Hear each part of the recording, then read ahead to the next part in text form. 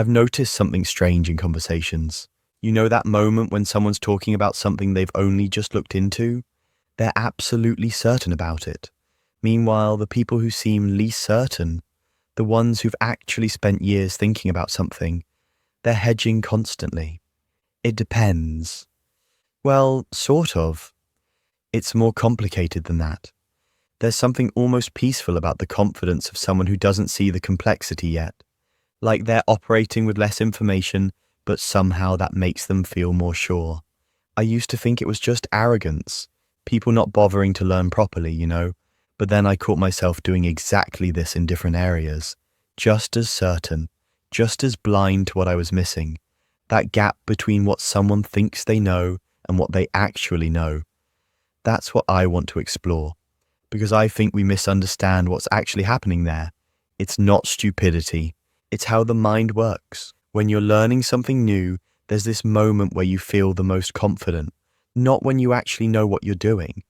That comes later, maybe. This comes earlier. You've picked up the vocabulary. You understand what the thing does, roughly, and there's this moment where your brain just settles. Right, we've got this. Your brain likes that feeling. It likes coherence. It likes having a map that makes sense, even if the map is missing half the territory. And that's what confidence actually is. It's the feeling of having a model that holds together. But here's the thing, and I didn't realize this for ages. The feeling of understanding something and actually understanding it are completely different experiences. You can feel like you get it and be completely wrong. And you can know something deeply and still feel uncertain about it, because you've seen all the exceptions. The brain doesn't really distinguish between those two. It just generates a feeling based on whether the model makes sense. I remember learning about compression in music production. 2 weeks in, I felt like I understood it. Compression brings down the loud parts, keeps the quiet parts where they are.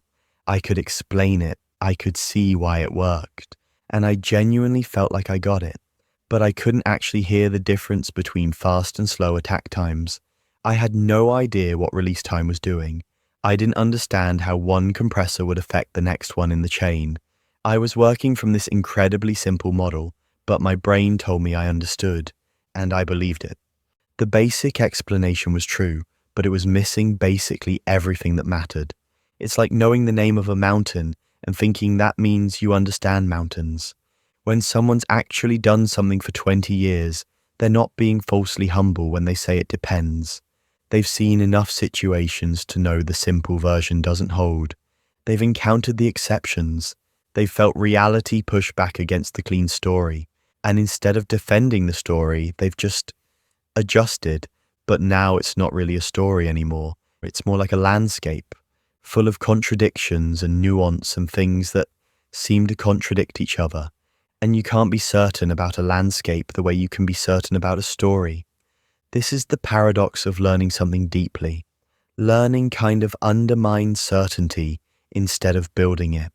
The more you learn, the more you see how much there is to learn. You become better at something and simultaneously more aware of how much you don't understand. Those two things move together. A lot of people expect expertise to feel like increasing certainty, but it's the opposite. Expertise is learning to hold complexity without pretending it's simple or getting paralyzed by it. There's something psychological that happens when you learn something. When you build a model of how something works, your brain doesn't just store it. It gets emotionally invested in it. The model becomes part of who you think you are. You're the person who understands this thing. And when someone challenges it, it doesn't feel like an idea being corrected. It feels personal. Your brain protects that fiercely. So when you encounter information that contradicts what you believe, there's this resistance that happens. Before you even think about it, you start looking for reasons it doesn't apply, and you're not being dishonest. Your brain is just protecting something it thinks matters. But the protection comes at a cost. It stops you learning. You stay comfortable in the simple story, and you never actually see the thing you think you understand. The question is whether you can notice when you're doing this. If you can feel that resistance, that defensiveness, when new information comes in. I notice it sometimes, and if I'm honest, sometimes I still defend it longer than I should. That moment where I'm reading something or someone's explaining something and I just feel annoyed, like I want to argue instead of consider it. That's usually the signal that I'm protecting something I'm emotionally invested in. Once you recognize that's happening, you have a choice. You can defend the model you built, or you can let it be challenged. And that willingness to be wrong, to actually update what you think you know, that's probably the most important thing in learning anything. Because without it, you just stay where you are. Real expertise isn't confidence, it's a very specific kind of uncertainty. It's knowing enough to know what you don't know and being okay with that. It's understanding the landscape well enough to navigate it, even though you'll never understand all of it. A master in any field isn't someone who's conquered the terrain. It's someone who's learned to move through it despite not understanding all of it. Someone who can make decisions with incomplete information because they've learned what matters and what's okay to leave uncertain. That internalization took years, failures and course corrections, repeated exposure to the gaps in their own understanding. And that's why confidence and competence don't line up the way people expect. Early on, confidence comes from simplicity. Later, competence comes from complexity. Simplicity feels powerful. Complexity feels fragile. And somewhere in between, confidence actually drops. Not because you're getting worse, but because you're finally seeing more. It's not the confidence of certainty, it's the confidence of someone who's been wrong enough times to know they can survive being wrong. There's a difference between two kinds of confidence.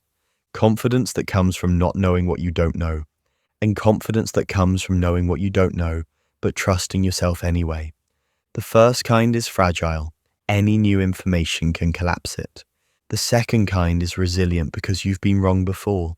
You've survived it. That second kind looks a lot like humility, actually. A real expert sounds uncertain because they actually are aware of the limits of what they understand. They hedge. They say, it depends. And it's easy to mistake that for insecurity. But it's the opposite. It takes more confidence to admit what you don't know than to fake certainty about everything. The thing that distinguishes someone who keeps learning is this ability to stay curious when being wrong. To encounter information that contradicts what you thought and just think, okay, I need to update this, instead of this source is wrong or this is just an exception. That curiosity is a skill. It's not something you're born with. You develop it by repeatedly choosing to be curious instead of defensive. And the more you do it, the easier it gets, because you start to understand that being wrong is not dangerous. It's just information. It's feedback. It's how you get closer to what's actually true. A lot of people don't learn that being wrong is okay. They get the message early that it's bad, and they spend the rest of their lives trying not to feel that way. It costs them. Competence-wise, they stop learning.